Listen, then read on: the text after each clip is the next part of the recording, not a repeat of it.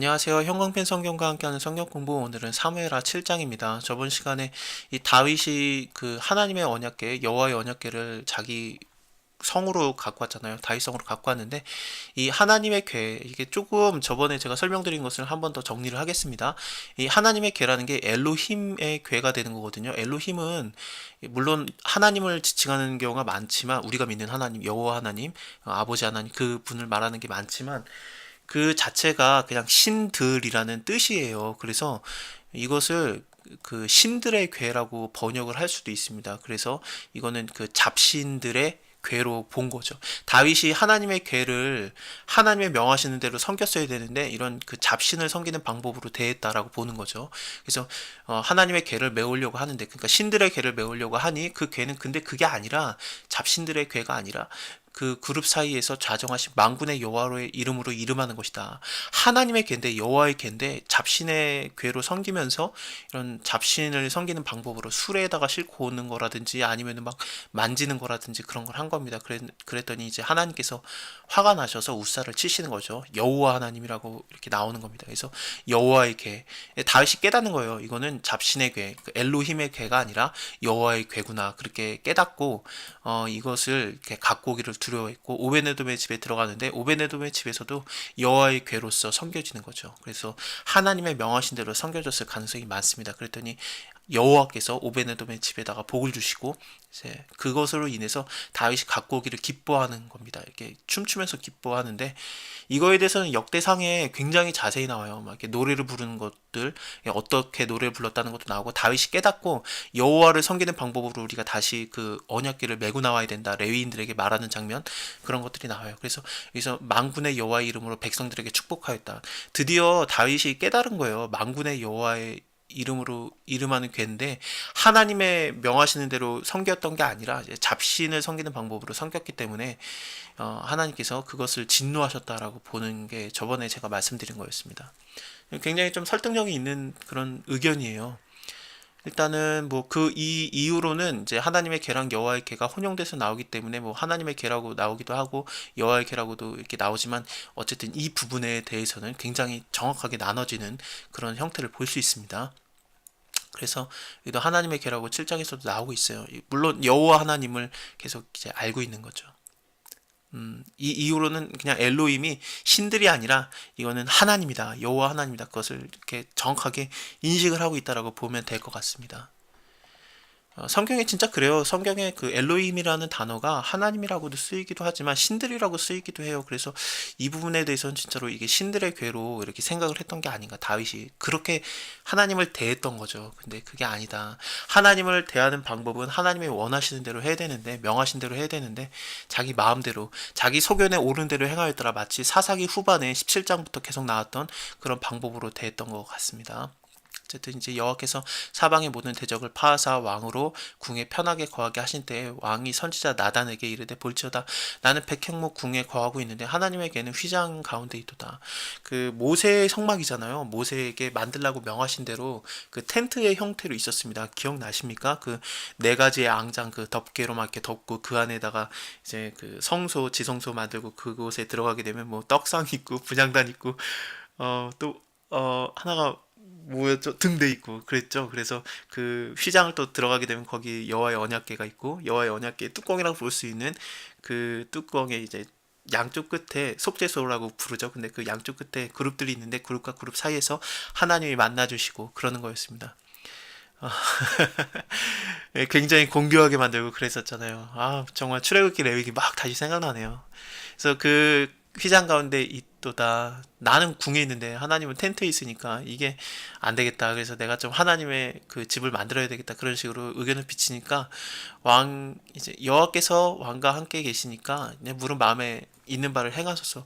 아무래도 나단 선지자 입장에서는 왕이 했던 말이니까 무조건 하라고 했을 수도 있고 그리고 또 보기에 굉장히 좀 선해 보이지 않습니까? 그래서 하라고 했던 것 같아요.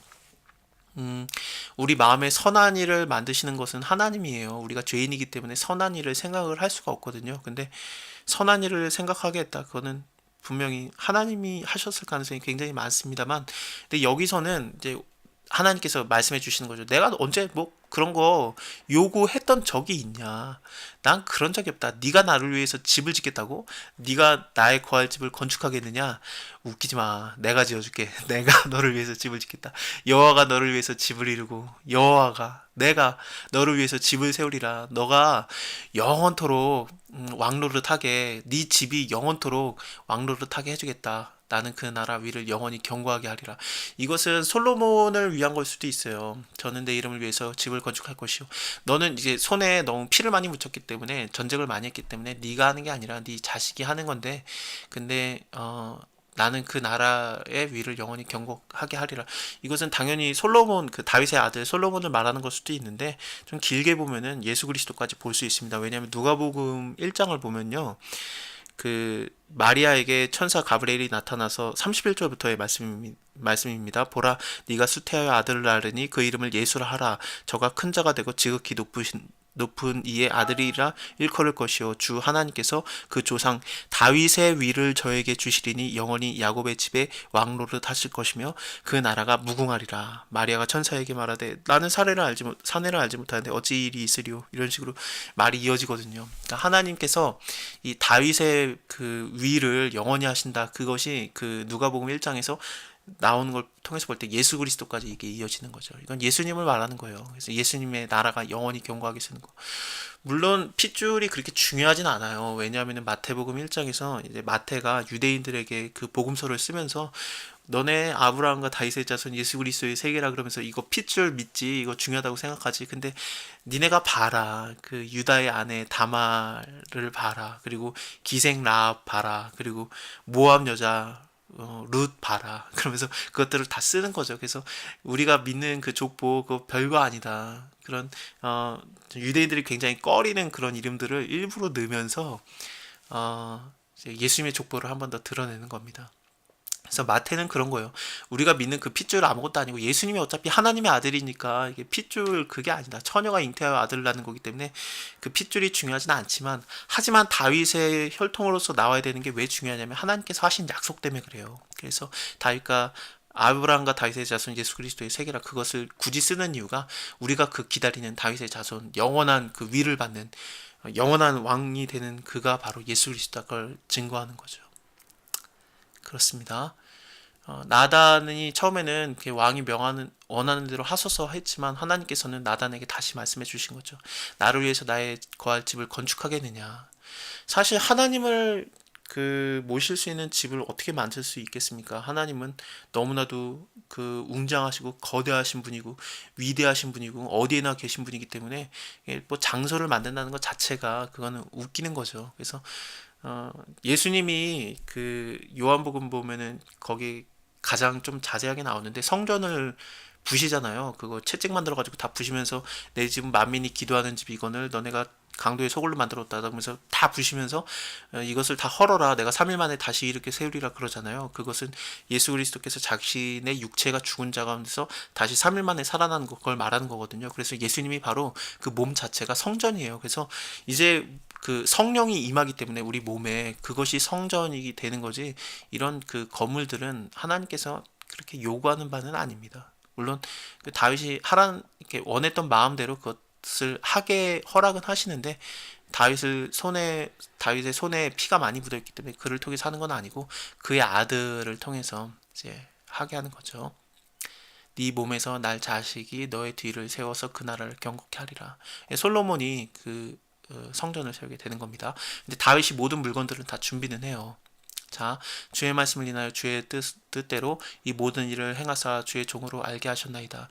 지금 하나님께 이렇게 기도를 하고 있는 건데 나를 어떻게 이렇게 생각하셔서 내가 누군데 여호와여 나는 누구며 내 집이 무엇이간데 나로 이에 이르게 하셨나이까 하면서 굉장히 감사해하면서 이렇게 고백을 하고 있는 겁니다. 여호와 하나님이여 이제 주의 종과 종의 집에 대하여 말씀하신 것을 영원히 확실하게 하옵소서. 말씀하신 대로 행하사 사람으로 영원히 주의 이름을 높여 이르기를 만군의 여호와는 이스라엘의 하나님이라 하게 하옵소서. 저번에 제가 말씀드린 대로 만군의 여호와의 이름으로 이름하는 괴라 그랬잖아요. 그것을 이제 다시 깨닫고 나서 이게 여호와 이름을 계속해서 말하고 있는 겁니다. 근데 이것 때문에 요즘에도 예수님의 이름보다 여호와 이름을 막 이렇게 요구하는 분들이 있는데 그렇지는 않아요. 그건 나중에 제가 한번 설명을 드릴게요. 어쨌든 이제 예수의 이름이 가장 중요한 겁니다. 자, 오늘은 여기까지 보고요. 여기 뒤에 다음에 이어서 보도록 할게요. 감사합니다.